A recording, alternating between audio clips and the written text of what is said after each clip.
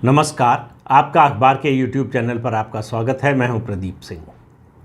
दीपावली पर पटाखे जलाने चाहिए या नहीं?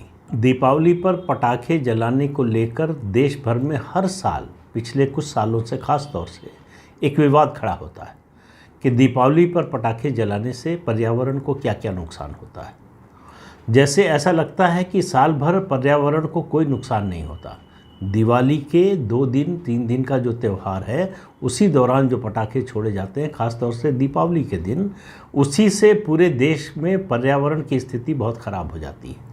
अलग अलग स्टडीज़ हैं, आईआईटी की स्टडी है, कानपुर आईआईटी ने स्टडी 3-4 साल पहले किया था और बताया था कि किससे कितना प्रदूषण होता है। राजधानी दिल्ली की बात कर रहा हूँ, और दिल्ली में प्रदूषण का सबसे बड़ा कारण, जितनी स्टडीज़ हैं सब ने बताया कि जो डस्ट है उसकी वजह से सबसे ज़्यादा प्रदूषण होता है। जब ये स्टडी आई तब अरविंद केजरीवाल की सरकार बन चुकी थी। ये 2016 या 17 की स्टडी है। तब अरविंद केजरीवाल ने कहा था कि अगले साल तक जितने फुटपाथ हैं उन पर या तो घास लगा दी जाएगी या उनको पक्का कर दिया जाएगा, जिससे प्रदूषण को रोका जा सके। दूसरा कारण होता है जो कंस्ट्रक्शन की डस्ट होती है, उसके कारण प्रदूषण होता है। तीसरा, इस मौसम में इस समय पर पराली जलाने से, यानी धान का जो बची हुई डंठल है उसको जलाने से जो प्रदूषण होता है वो सबसे ज़्यादा होता है इन दिनों में। उसको रोकने के लिए उस पर राजनीति अरविंद केजरीवाल की शुरू हुई कि भाई पंजाब में तो हमारी सरकार है नहीं, हमारी सरकार होती तो हम बंद कर देते। हम तो दिल्ली में देखिए कंट्रोल करने की कोशिश कर रहे हैं, लेकिन पंजाब में जो पराली किसान जला रहे हैं उसकी वजह से नुकसान हो रहा है। तो फिर हम ये स्प्रे लाए हैं, तो हमने ये मिला दिया है, ये नीति बना दी है, हम ये जो है पराली खरीद लेंगे। ये सब होता रहा, लेकिन वैसे ही बदस्तूर चल रहा है। इस समय पिछले साल की तुलना में पराली से होने वाला प्रदूषण 3 गुना है, और पंजाब में आम आदमी पार्टी की सरकार है। तो अब आम आदमी पार्टी की सरकार है तो उसको कोई बहाना चाहिए, कोई ऐसा मुद्दा चाहिए जिससे इसको डाइवर्ट किया जा सके अटेंशन को। तो पराली जल रही है पंजाब में, उससे प्रदूषण बढ़ रहा है, ये सवाल धीरे धीरे तेज़ी से उठना शुरू होगा। इस पर बहस शुरू होगी, चर्चा होगी, लोग अदालत में जाएंगे, अदालत का दरवाज़ा खटखटाएंगे, अदालत फिर सरकारों को बुलाएगी और जिन आसपास के, दिल्ली के आसपास की जितने राज्य हैं उनकी सरकारों को, और उनको निर्देश देगी कि ये करना चाहिए, ये करना चाहिए। फिर जैसे ही दीपावली ख़त्म होगी ये सब खत्म हो जाएगा, फिर कोई पर्यावरण की चिंता नहीं रह जाएगी। सारी पर्यावरण की चिंता जो है वो सिर्फ दीपावली या हिंदुओं के जो त्यौहार हैं उन पर होती है। होली आएगी, होली आते ही पानी की चिंता होने लगती है पूरे देश को कि पानी की बड़ी कमी है, पानी को वेस्ट नहीं करना चाहिए। पानी को वेस्ट साल भर नहीं करना चाहिए, या केवल होली के समय नहीं करना चाहिए। तो पानी को वेस्ट नहीं करना चाहिए तो बड़ी अच्छी बात है, लेकिन ये बात आपको होली पर ही क्यों याद आती है? जीव जंतुओं की रक्षा होनी चाहिए। तमाम जो है पशुओं के चिंतक हैं, संस्थाएं हैं, एनजीओ हैं, लेकिन बकरीद पर कोई चिंता नहीं जाहिर की जाती। बकरीद पर बकरे कटें, इससे किसी को कोई एतराज़ नहीं है। क्यों? क्योंकि उससे सेकुलरिज्म की रक्षा होती है। होली पर आपके रंग खेलने से और दीपावली पर पटाखे जलाने से पर्यावरण को तो नुकसान होता ही है, जल संरक्षण को तो नुकसान पहुंचता ही है, उसके अलावा सेकुलरिज्म खतरे में पड़ जाता है। ये त्यौहार मनाना, इसका मतलब है आप सांप्रदायिकता को बढ़ावा दे रहे हैं। यानी हिंदू धर्म का कोई भी तीज त्यौहार हो, उसको मनाने से सांप्रदायिकता बढ़ती है, इसलिए उस पर पथराव होता है, इसलिए उस पर पेट्रोल बम फेंके जाते हैं। आप देखिए हिंदुओं का शायद ही कोई ऐसा त्यौहार बीतता हो जिसमें उपद्रव ना होता हो, और हिंदू धर्म के अलावा जितने मजहब पंथ हैं उनके त्योहारों पर कहीं कुछ नहीं होता। तो सहिष्णु कौन है और असहिष्णु कौन है, इसके फैसले के लिए किसी अदालत में जाने की ज़रूरत नहीं है, कोई प्रमाण जुटाने की ज़रूरत नहीं। ये स्वयं सिद्ध है, प्रमाण है, उसका जीता जागता प्रमाण है। ये बात पटाखों की सुप्रीम कोर्ट तक गई।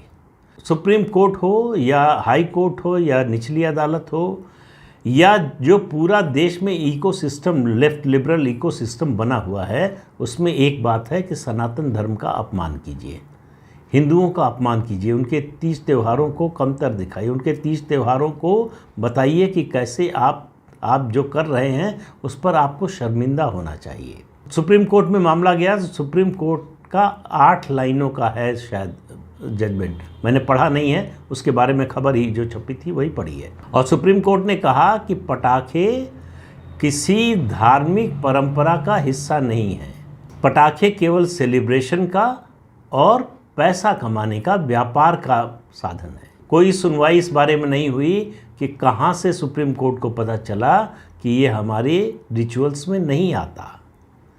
कौन से दस्तावेज के आधार पर, कौन से ग्रंथ के आधार पर, कौन से विशेषज्ञ के आधार पर सुप्रीम कोर्ट इस नतीजे पर पहुंचा। इस्लाम से जुड़ा कोई मुद्दा होगा तो तुरंत मौलवी बुलाए जाएंगे, इस्लामिक स्कॉलर बुलाए जाएंगे, कुरान में इस पर क्या लिखा है, हदीस में इसमें क्या लिखा है, शरिया में क्या है, इन सब की पड़ताल होगी। उसके बाद भी जजमेंट देने में डर रहेगा। लेकिन हिंदुओं का कोई मामला हो तो जजमेंट देने में कोई संकोच नहीं होता है। जहाँ तक दीपावली पर पटाखे जलाने के रिचुअल का संबंध है, तो दीपावली पर पटाखे जलाने का रिचुअल पुराणों के समय से उसके उदाहरण मिलते हैं। स्कंद पुराण में मिलता है। जो पटाखे के रूप में फुलझड़ी होती है, उस तरह के पटाखे का, उसको उल्कदान के नाम से संस्कृत का शब्द है, जिसमें अगर आप ग्रामीण पृष्ठभूमि से हैं, गांव में रहे हैं और मेरी उम्र के आसपास के हैं और उस समय आपका बचपन गांव में गुजरा है, तो आपको याद होगा होली के समय का, खास तौर से जब गन्ने की पत्तियों को एक डंडे में लपेटकर जलाया जाता था। कार्तिक महीने में दीपावली आती है। देखिए, हमारे जितने त्यौहार हैं उनका संबंध सीधे कृषि से है, कोई ना कोई संबंध। कार्तिक महीना और आषाढ़ का महीना, हिंदी की ये जो 2 महीने हैं, ये दरअसल बुआई के सीज़न होते हैं, बुआई का समय होता है। एक गेहूं का और एक धान के बुआई का समय होता है। तो उससे जुड़े हुए हमारा कोई त्यौहार ऐसा नहीं है जो ग्रामीण जीवन से, प्रकृति से, कृषि से जुड़ा हुआ ना हो। तो उनका महत्व उस रूप में भी है। ये जो त्यौहार हैं उनको मनाने का तरीका है, ये जीवन परक संकेतों से भरे हुए हैं। इसमें ग्रामीण जीवन की आपको जीवंतता दिखाई देगी। और स्कंद पुराण, जैसे मैंने पहले जिक्र किया, इसमें इसका उदाहरण मिलता है। ये कह देना कि दीपावली पर पटाखे जलाना किसी रिचुअल का हिस्सा नहीं है, हिंदू धर्म से कहीं से जुड़ा हुआ नहीं है, ये वही कह सकता है जिसको न तो सनातन धर्म की समझ है और न जिसको सनातन संस्कृति की जानकारी है। तो आपको अगर जानकारी नहीं है, अगर आप सनातन धर्म के मानने वाले हैं, आपको जानकारी नहीं है, तो आपकी इस जानकारी के अभाव के कारण आपको शर्मिंदा किया जाएगा, आपका मजाक उड़ाया जाएगा। अपनी परंपरा के बारे में ज्ञान का, जानकारी का अभाव आपको हंसी का पात्र बनाता है, आपको शर्मिंदा करने के लिए इस्तेमाल किया जाता है, आपको पुरातनपंथी, आपको पिछड़ा, दकियानुसी बताने के लिए इस्तेमाल किया जाता है। तो ये ज़रूरी है, अगर आप चाहते हैं इंडिक कल्चर का रेनेसां हो, अगर आप चाहते हैं सनातन संस्कृति का पुनरुत्थान हो, तो ज़रूरी है कि आप अपने बच्चों को, आने वाली पीढ़ी को अपनी परंपराओं के बारे में बताएं। उनको बताएं कि अगर ये हम त्यौहार मनाते हैं तो क्यों मनाते हैं, अगर हम ये काम करते हैं तो क्यों करते हैं। और पटाखों के महत्व की बात करें, पटाखों के जरिए उत्सव मनाने की बात करें, तो ये केवल भारत तक सीमित नहीं है, दुनिया के और देशों में भी है। अमेरिका में 4 जुलाई का दिन जो है आतिशबाजी दिवस के रूप में मनाया जाता है। क्यों 1776 में जब अमेरिका ने अपनी आज़ादी की घोषणा की, तो उस समय जो उत्सव मनाया गया आज़ादी का, वो पटाखे छोड़कर मनाया गया, पटाखे जलाकर मनाया गया। और उसके बाद जब आज़ादी का एक ऑर्गेनाइज, सुसंगठित रूप से जो है समारोह मनाया गया 4 जुलाई को फिलाडेल्फिया में, तो आतिशबाजी के जरिए। तो आतिशबाजी को केवल जो है व्यापार का, धंधे का मामला बता देना, उसको केवल ये कह देना आप केवल जो है पैसे का प्रदर्शन करना चाहते हैं इसलिए मनाते हैं, ये एक तरह से सनातन धर्म की जानकारी का अभाव और सनातन धर्म का अपमान और उसको दबाने की कोशिश है। तो अरविंद केजरीवाल की सरकार का कोई संबंध नहीं है, कोई मतलब नहीं है किसी विचारधारा से, किसी संस्कृति से, किसी सभ्यता से। हिंदू धर्म से उनका उतना ही नाता है अगर वो उनको वोट दिला सके। अगर वोट नहीं दिला सकता तो उनको हिंदू धर्म से कोई नाता नहीं है। तो ये जो पटाखे का मामला है, अब आप देखिए कि किस तरह से पॉलिटिक्स इसमें प्ले करती है। तमिलनाडु के मुख्यमंत्री एम.के. स्टालिन ने अरविंद केजरीवाल, जो उनके बड़े दोस्त हैं, जिनके शिक्षा का मॉडल उनको बड़ा पसंद आता है, उन्होंने अनुरोध किया अरविंद केजरीवाल से कि दिल्ली में पटाखों पर प्रतिबंध न लगाएं। केजरीवाल ने मना कर दिया। अब एम.के. स्टालिन क्यों बोल रहे थे? एम.के. स्टालिन बोल रहे थे क्योंकि पटाखे ज़्यादातर तमिलनाडु से आते हैं। एम.के. स्टालिन को कोई हिंदू धर्म से प्रेम है इसलिए नहीं कर रहे थे, या उनको सनातन धर्म में विश्वास हो गया इसलिए नहीं कह रहे थे। लेकिन अरविंद केजरीवाल की पॉलिटिक्स को ये सूट नहीं करता है। ये जितनी अंतर्राष्ट्रीय संस्थाएं जो हिंदू धर्म के खिलाफ अभियान चलाने में लगी हैं, उनका दबाव, उनके दबाव में और उनके समर्थन में अरविंद केजरीवाल ने ये प्रतिबंध लगाया। दूसरा, ये स्टबल बर्निंग जो पराली जलाने का मामला है, ये मुद्दा न बनने पाए, इसलिए इस मुद्दे को जोर शोर से उठाया जा रहा है। प्रेस कॉन्फ्रेंस करके कहा गया कि अगर कोई पटाखा खरीदते हुए, जलाते हुए पाया गया तो उसको 3 साल तक की सज़ा हो सकती है। तो आप भारत देश में रह रहे हैं जिसमें 78-80% हिंदू हैं, जिनका समारोह, जिनका त्यौहार है, वार्षिक त्यौहार है दीपावली।